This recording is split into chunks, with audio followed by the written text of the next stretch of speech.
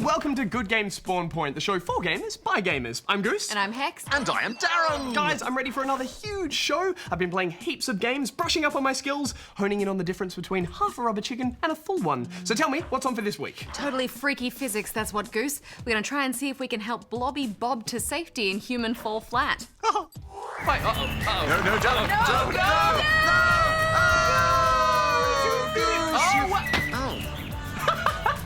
You fall back into the same world. If he simply wore rocket boots, he wouldn't have a problem with all those wobbly little legs. Oh, Darren, solving the problem is half the fun. Well, Blobby Bob isn't the only squishy thing on the show. We also have an annelid apocalypse on our hands in Worms, WMD. Watch this! Ow! Inchworm, measuring the marigold. Yeah, Darren, I don't think that's the theme. Have you got a challenge for us? Oh, affirmative. Oh, boot up your brain cells, spawnlings. It's time for Darren's challenge. Today, I'm asking you this. In Hearthstone Heroes of Warcraft, the Archmage Medivh holds a disco party in a tower known as what? Answer at the end of the show. That's a good one, Darren. All right, well, Goose, have you got some gaming picks for us? Hex, I'm glad you asked. I do indeed, and I'll be right back. Challenges are always so tough, Darren. I know. How do you think of them? I'm a very clever robot. I'm really quite good. I'm great, actually. I'm a genius. Yeah, all right. Okay, time for some of this week's gaming picks. And first up, a massive video game character made a cameo at the closing ceremony of the Rio Olympics. Of course, we can't use Olympics footage, so we've created this reenactment for you. As the final part of the ceremony, where the next host country, Japan, took over, a giant Mario pipe appeared in the stadium. Then, following a short video of Mario plunging through the pipe from Japan, Japanese Prime Minister Shinzo Abe rose out of the pipe dressed as Mario. We can only hope that this is a clear sign that the 2020 Tokyo Olympics opening and closing ceremony will essentially be a giant all-out Smash Brothers brawl of Nintendo characters. And next up, Sony's new redesigned slim PlayStation 4 console has been revealed in a very strange way. A gamer in the United Kingdom managed to actually buy one of the new consoles before it had even been officially announced. While many assumed it was fake, several sources have confirmed the console is indeed the real deal. From all reports, it's exactly the same as the current PS4, but a little bit slimmer and rounder with a slightly redesigned controller.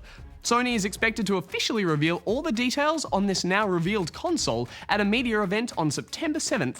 Many are also speculating that they will announce another brand new console at that event, which will likely be the long-rumoured, more powerful PS 4.5. And those are my picks for this week. It's a Back to the Studio with me.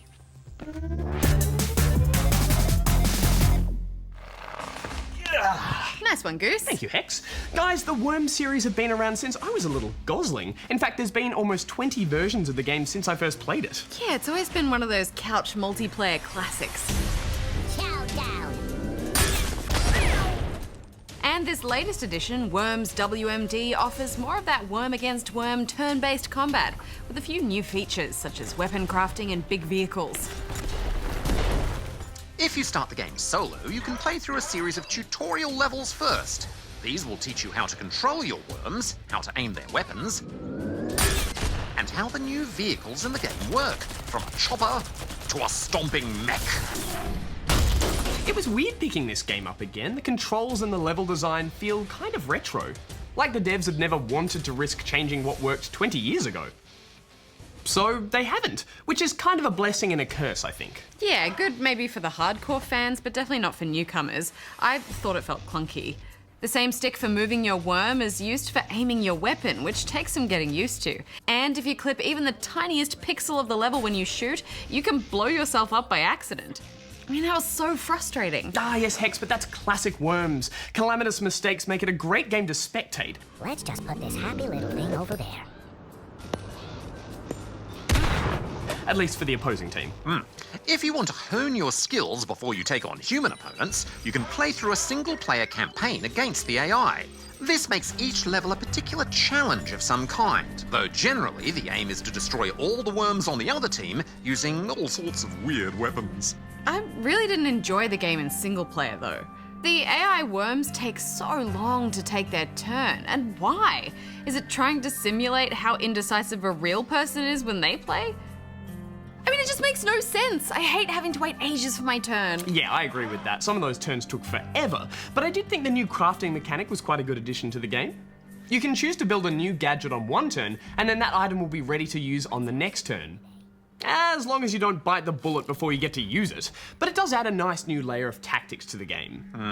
I think the passage of time has worked against the Worms series, as these days there are plentiful multiplayer games to choose from. Games like Rocket League, Smash Brothers, and whole genres like the MOBA have left us spoiled for choice. I'm struggling to process whether there's still a place for an aging multiplayer concept like Worms. I think there is, Darren, but I just don't think this is my go-to choice. Worms does have a fun, silly sense of humour and some inventive weapons. And who knows, this might appeal to some spawnlings out there who want a more methodical turn-based multiplayer game. So I'm giving it 3 rubber chickens. Yeah, for me, Worms WMD just felt a bit flat, so I'm giving it 2. Well, don't worry, you two. I have a little surprise to cheer you up. Oh, surprise! Affirmative. Before Bajo left town, he and I recorded a brand new segment for the show to celebrate some of the best retro games of old. Roll the tape, Lee.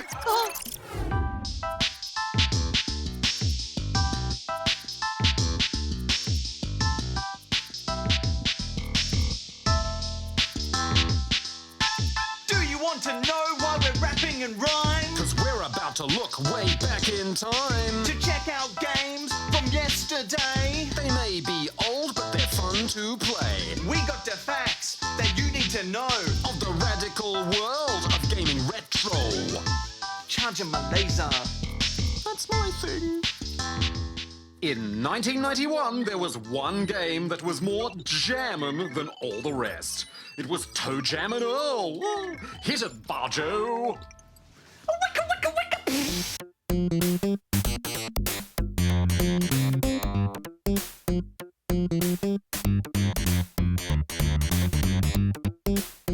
Wicka wicka slammin'.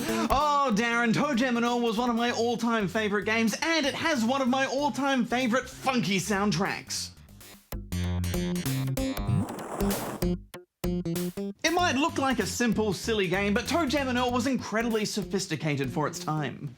It was kind of a dungeon crawler, where alien fat beat masters ToeJam and Earl crash-landed on a surreal version of Earth. They had to venture through randomized levels in hunt of ship pieces before they could finally escape and get home to their home planet. Every character in this game was weird and twisted or funny, and sometimes a little scary, such as the Boogeyman. Boogie, boogie, boogie, boogie. Boogie, boogie, boogie, boogie. This game eventually became a cult classic, and it even had progressive split-screen tearing similar to the current LEGO games. Amazing. I spent a big part of my childhood playing this game with friends, and you know what? It is still fun today. It still holds up. That's the quality of the game design. Also, it's so weird that's entertaining on its own. But the best part, or at least my favourite part of the game, was the custom DJ menu, where you could make your own slammin' tunes. Bajo, are you ready to get funky? Drop those slammin' beats, Darren. Retro replay complete. Whoa, those are bad beats. And some pretty sweet moves, Darren. Oh, thank you. Well, now it's time for you two to break dance over to the Our Spawn Point desk. Ooh, do you want to drop a beat and rap us over there? Oh, I'd love to. In West French Perth, I was born and raised. Lasering noobs for boasting my days. Chilling and maxing, relaxing all cool. Lasering noobs like Bajo, too. Okay, well, let's get straight into these questions. First up, we have this one from Fierce Fighter, who is in the gaming world in Victoria. Put them up. Hi, GGSP. I have 2 questions for you guys to answer. 1, can you please name a couple of other games like Kerbal Space Programs? I really like how you can add different parts to the rocket and see how far it goes. 2, what is your favourite LEGO game you have played? Because I'm a really big fan of LEGO. Thanks heaps, GGSP. Oh. Well, Fierce Fighter, there's definitely a few other KSP-like games I could name. The first that comes to mind would probably be Scrap Mechanic. At the moment, it's still in development, so it isn't finished, but you can grab an early version on PC, which is a big sandbox you can mess around in, and build all kinds of vehicles and contraptions. There's also Robocraft for PC, which is a free-to-play multiplayer action game all about building your own vehicles and taking on other players' creations. You might also like to check out Banjo-Kazooie Nuts and Bolts, which you can play on Xbox 360 or Xbox One. It's got some colourful platforming mixed with a fairly versatile vehicle creator. There is also another one I haven't played, but it looks like it fits the bill. It's called Simple Planes, which looks to be just a sort of design your own plane and fly them simulator. Yeah, well, there's some decent variety of construction games. Hopefully some of those tickle your fancy. Kerbal Space Program is pretty hard to beat though, so I'd probably stick with that one. All right. Well, as for our favourite Lego game, well, there's been so many, it's hard to say, isn't it? I'd probably say mine would be the new Force Awakens game. I just love rolling around as BB-8. It's so cute. And those sweet flying sections too. Oh yeah, they're awesome. Well, for me, I guess I would go with maybe the Lord of the Rings one. I do really love a good fantasy setting, and that huge hub world recreation of Middle-earth was just great. But let's move on now to this one from, it's from Three People, who is in Darren's mainframe, which is outside Australia. These are just names, right? They're not 3 people, are they? I think it's from 3 people, so the person's name is from 3 people. And they're not actually in Darren's mainframe. Just go with it. Okay. Just go with it, Goose. Greetings, Good Game Spawn Point. It seems our cousins from 2 people have been responded by you. I have a few questions for you. Which games can be speedrun? What's at the center of the universe in No Man's Sky? Which is a better controller, the Xbox or the PS4? How did the NX get its codename? Thanks. Goose, do this. Huh. Well, from 3 people, I guess almost any game could be speedrun, really, which, if you don't know, is all about getting through a game as quickly as possible. Well, I don't know about any game, Hex. I mean, some games don't really have an ending. Can you speedrun something like, say, City Skyline, or what about Minecraft? Well, I mean, if you set yourself a specific goal, then I reckon you could. I mean, say you wanted to speedrun to a city population of 100,000 in City Skylines, or maybe try to get to the end from a new game as fast as possible in Minecraft. But there are some games that are better suited to speedrunning than others. I'd say classic platformers like Mario are always really popular with speedrunners since they have clear checkpoints and endings to reach. Yeah. As for what's at the center of the universe in No Man's Sky, well, that's kind of the whole game's mystery, so it would be a big bag full of spoilers if we told you what was there. Well, you'll just have to find out for yourself if you'll ever get there, or, of course, look for someone else who's happy to spoil it for you, because we won't! But as for which of the PS4 or Xbox One controllers are better, well, they're both pretty similar, I think, and some would argue that the PS4 is better, while others would say Xbox One. Yeah, they're both great controllers.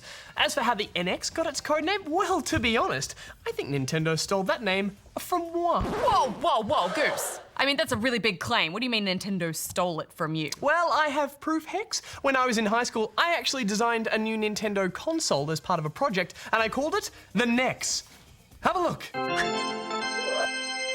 Pretty damning evidence, I'd say. Well, I'm sure it's just a coincidence, Goose. But to answer the actual question, we don't really know why they went with NX for the code name. Maybe it just sounds cool, or it could stand for the Nintendo Experience. No, I call mine the NEX as a bit of a play on the NES and the SNES consoles from back in the day, so maybe that's what they were doing as well?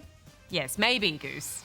Maybe. But I think we have time for just one more question, so let's go with this one from I Don't Know, who is in City of the Unknown in Western Australia. What is Cooking with Darren? I'm not sure, but it's just here in the website when you click segments and pick a segment, then scroll at the bottom, then one of the links say Cooking with Darren, and when I clicked on it, it just says coming soon. Is it actually coming? Or just remain the same indefinitely? Thanks. Huh. That is odd. Let's have a look. I mean, it could have just been a placeholder for something. Maybe that Darren Chef thing that we did the other week.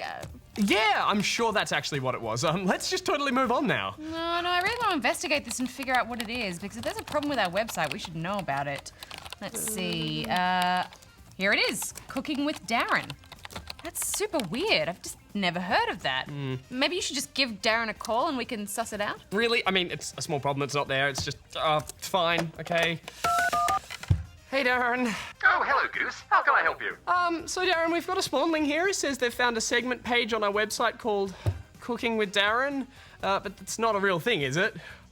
Oh, that's our failed cooking segment, remember, Goose? D.A.R.R.E.N! I winked! That means it's a secret! Oh, sorry, Goose. I can't see you winking on the phone. Oh, no way! Well, the goose is out of the bag now. You guys made a cooking show? Oh my gosh, why would you want to hide that, Goose? Well, it was way back in the first year that I started working here, and, it wasn't very good, so I didn't want you guys to see it.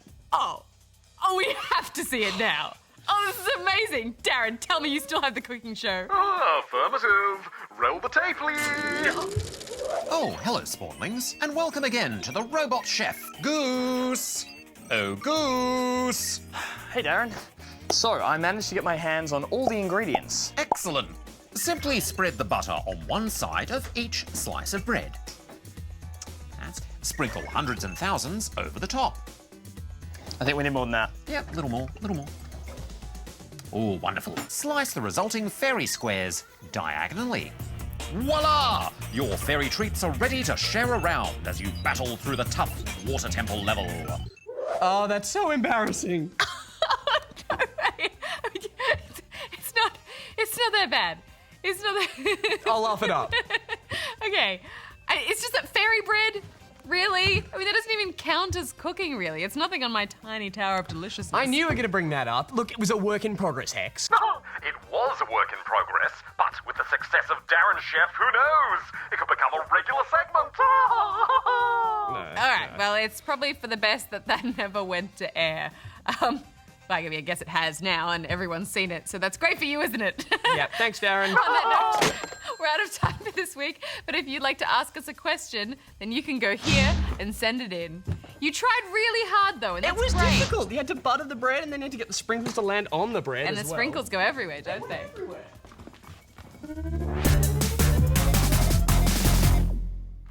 Great questions. Good questions. Right, guys, well, it's time to tackle the wacky, puzzling physics of the adorable human fall flat. This is an excellently ridiculous platforming/puzzle game where you have to maneuver this slightly uncoordinated blobby guy called Bob through levels to the exit. Guys, I love the art style here, those clean, minimalist environments, plus a hilarious blobby character. It's almost modern art, and I loved how you just simply fall into each new level, and how if you fall out of a level, you fall straight back into it.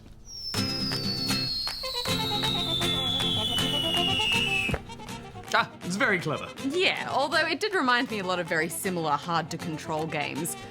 Like Octodad, for example, or Quaff, where there's a lot of humour that comes from simply watching yourself try to move around. And he has such an adorable little waddle. Affirmative. But unlike those games, this is all about controlling Bob's hands, not his feet. You can control each of his arms individually, and when you use that arm's button, he'll reach out and grab onto whatever he touches. And this is combined with the camera controls. So if you look up, Bob reaches up. Look down, and he, of course, reaches down. It's actually pretty amazing how many great ideas they've squeezed out of such a simple mechanic, isn't it? But I suppose when you think about it, being able to reach out and grab things with your hands is basically how most of us manipulate just about everything in our world. Yeah, even so, they do use it in some great ways. From operating machinery, swinging on ropes, or just throwing stuff. There's always some new idea or some new way to play with the mechanics around every corner that just put a smile on my face. Yeah, and it's great that every level had its own theme. I actually let out a legitimate squeal of excitement when I saw a catapult in the medieval themed level. There are only 8 levels though, and I would have loved to see a few more. The developers have mentioned that they're working on a level editor though, and I think that would be perfect for this kind of game. There's also an excellent difficulty curve here. It starts off fairly easy, with you just having to pull objects around, push buttons, or climb on top of things. But before long, you'll come across more advanced puzzles, which are often easy to solve, but hard to execute.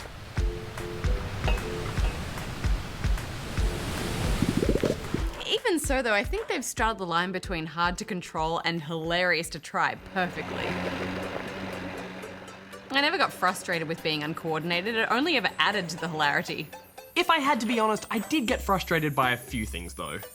Firstly, there's a little editor that lets you paint designs on Bob, which is great. But I spent ages on mine and then I couldn't apply it, so I lost all of my work. And then I got really frustrated on this boat level. Firstly, trying to row is just really hard, but then just trying to get this speedboat in the water took me forever. And when I did, it just kept flying off out of the world.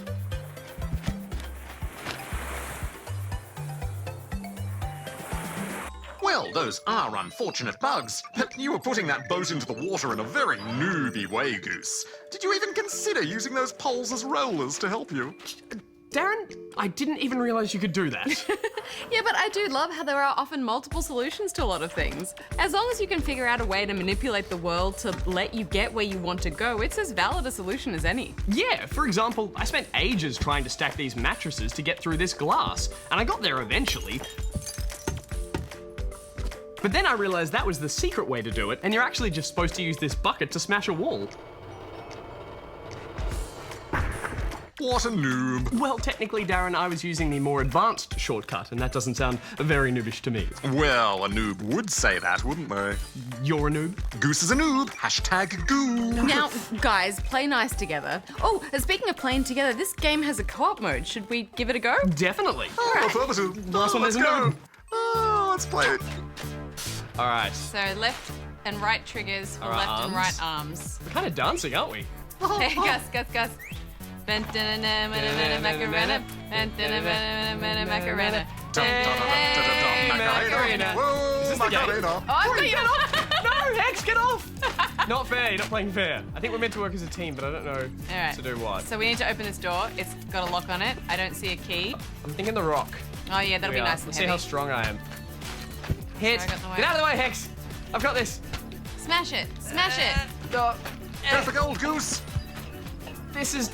It would be easy with a key. It looks like you're whacking a bag of shopping at it, like just... Yay! You did it! Thanks for the encouragement. and right, got it. Yay! There we go. What's on the other side? Ah, another room. Oh, We are free from prison! Let's run in with our hands in the air. You're free from a prison. Hey! I think we're in another prison now. Can you fly, Goosey? There we go. There we go. Alright, hang on. I want to go that way, Hex. Send me that way. Uh-oh. Oh, oh. Oh, no. I thought I was like actually winching it, but that was the lever. That was the... Oh, the winch is on this side. right. Sorry, Goose. What happens if I... Uh-oh. Uh-oh. No, don't. Uh-oh. Don't. Oh, Goose. Well, that was amazingly even more fun with two people. Yeah, I don't know if we were actually helping each other, but we should probably wrap this up. Hex, what are you going to give it? Well, I thought it was cute, clever, and bursting with personality. I'm giving it 4.5 out of 5 rubber chickens. Yeah, it's great. I'm giving it 4.5 as well. Hashtag goob. Well, Let's get it trending, Australia. It was a hard game. It was just, it was Hashtag goob. fine. All right, Darren, we're dangerously close to the end of the show, and I need to know the answer to your challenge, please. Affirmative, Goose, old friend. At the start of the show, I asked you this. In Hearthstone, Heroes of Warcraft, the Archmage Medivh holds a disco party in a tower known as... what? And the answer is... Karazhan! Oh, you know, guys, I hear their party snacks are pretty magical. Next week on the show, we catch up with Bud once more in the follow-up to Grow Home. It's called Grow Up.